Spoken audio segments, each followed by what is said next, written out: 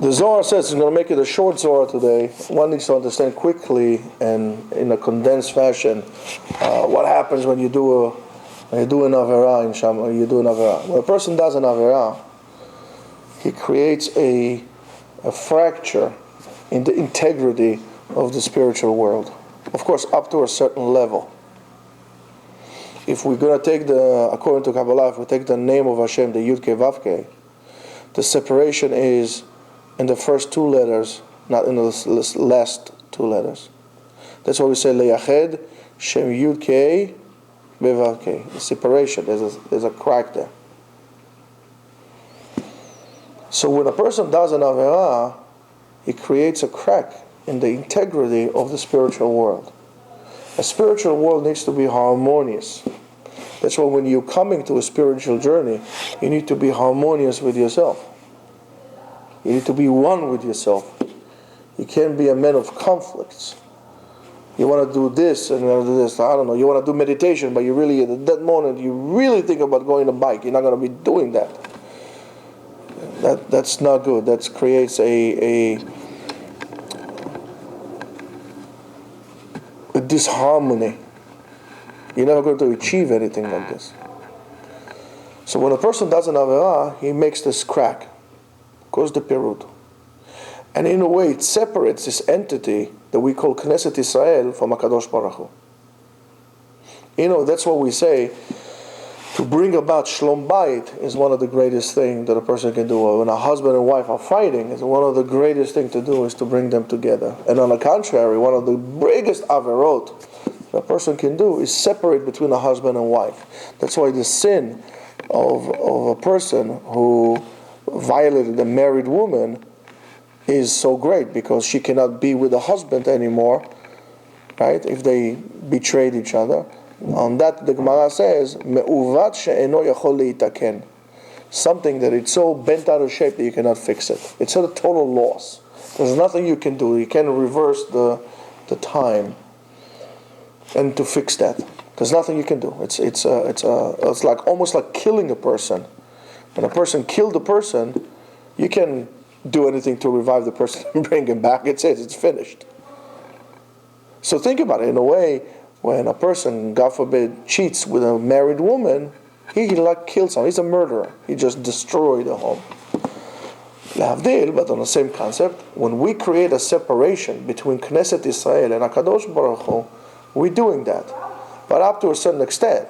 I mean, it's not going to be completely breakable because it's unbreakable. But there is a gap. And this gap causes a lot of things.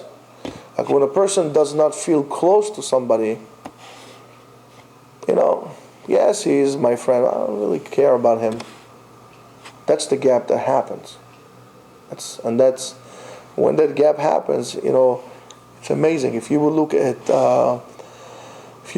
bricks, a little dent in the mortar between the bricks, if you don't take care of it, eventually the wind comes and the rain comes and the rain and the wind, and then there is a gust of wind that threw some kind of one seed inside of it, and all of a sudden you see this weed grows inside that, and then the roots, you know, fight the mortar, and then it falls apart, and then ants come, and then before you know, you have a tree growing inside the house, and the whole thing falls apart, and the crack goes all the way up. It's crazy, but that's the way it works.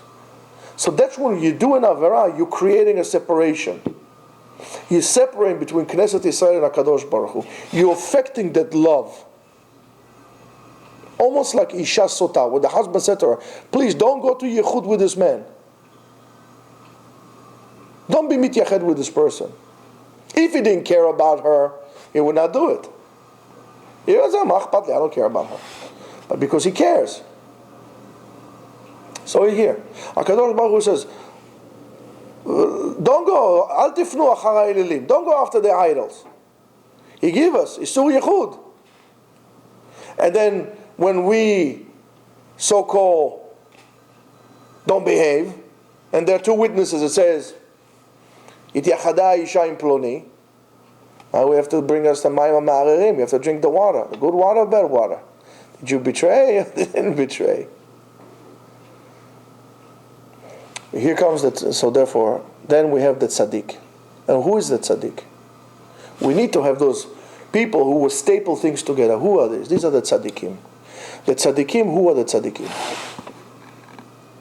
Who are the tzaddikim on which the world is dependent on? These are the Baal Teshuva.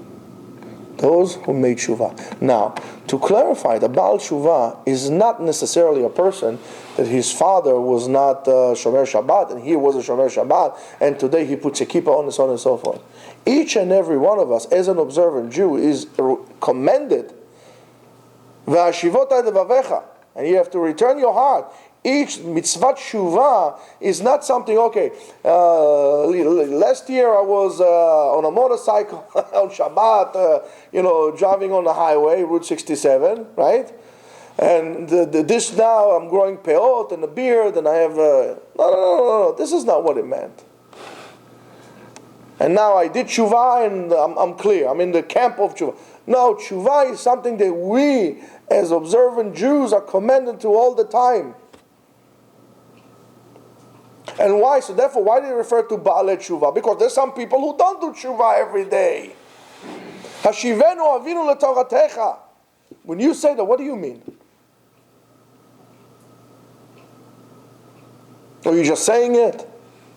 So the Baal Teshuva, when they do tshuva, why are they fixing? Because nitaknu mimakom elyon. They are fixed from above. In other words, when the spirit of this inspiration of desire to come closeness to Hashem comes down, and all the time, and I decided to connect myself to it, that spirit of tshuva comes mimakom elyon, mimekor habrachot. It comes from the source of it, of the pool of all blessings. There is a pool of blessings that comes to this world. When a person makes tshuva, he's not connected to the pool. He's connected to the source that feeds the pool. From the bubbling spring. Mimakom elyon, mimekor habarachot. From the source of all blessings. Those people are able to put it together, to hold this till apart. And that's why we say that tzaddik gamur is less than a Baal Teshuva. A Baal Teshuva is a higher level in tzaddik. Tzaddik gamur is a person who never sinned. But a Baal Teshuva is a person who saw, he did, and he said, I'm leaving it all behind. Just like that, because I love him. Because I love God. I'm leaving it at once. If a person has, chas v'shalom, is married to a woman, and chas v'shalom, he has a mistress, would he tell his wife, if he tells his wife, listen, I really love you, I'm sorry I was wrong, I really love you. She says, okay, come back home, Lassie, right? So he said, I will, but slowly. I'll do it one step at a time. One step at a time. I'll come home every other day, and then, I'll get there. What's she going to tell him? If she's smart, so listen, you know what? Instead of coming here, let's go to the rabbi, let's get a get. Yalla, lech mipo. Right? As soon as he says, Chatati, Aviti, Pashati, I sinned, I did the wrong thing, please forgive me. I'll be a doormat to your feet. I love you, I was wrong. Same thing you should say to HaKadosh Baruch Hu. I love you, I was wrong. How could I have done this? Each and every one of us. And lechat tzaddik shelo yechta. Everybody sins. To their level. To a person, listening to the news for 5 minutes is a sin. Other person, this is I wish to get to that level. But everybody sins.